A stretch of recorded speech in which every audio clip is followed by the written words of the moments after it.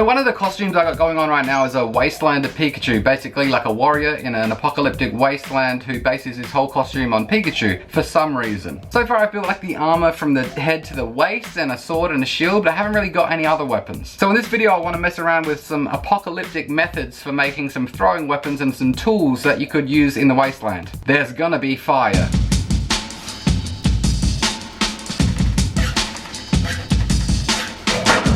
The reason that I used a hacksaw is because this is meant to look like it was made in an apocalyptic wasteland. If I'd used a grinder or something, it would have looked really clean, then I would have had to spend time making it look like it was made with a hacksaw. It's just easier to do it with a hacksaw to begin with.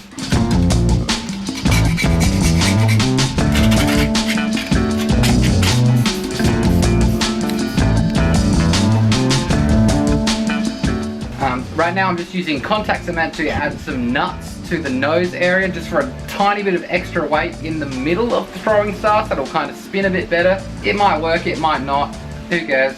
Before I finish up painting this thing, I want to test it on this guy.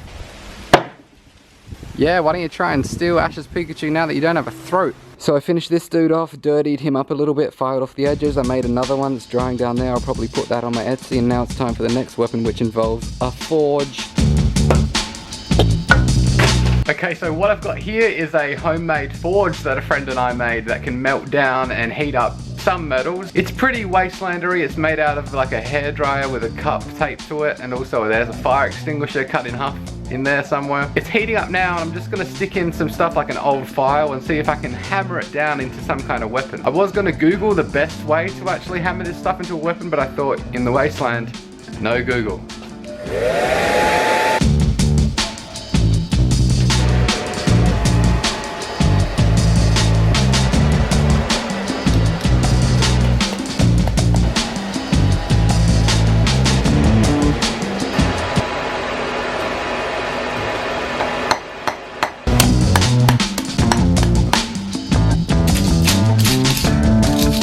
So this thing, I kind of want to make it into like a throwing thing. You could use it as a knife if you needed, but it's more like a throwing thing. It could also be a tool, like for scraping if you lived in the wasteland. I don't want to get too into the wasteland life. Let's test it against the Meow.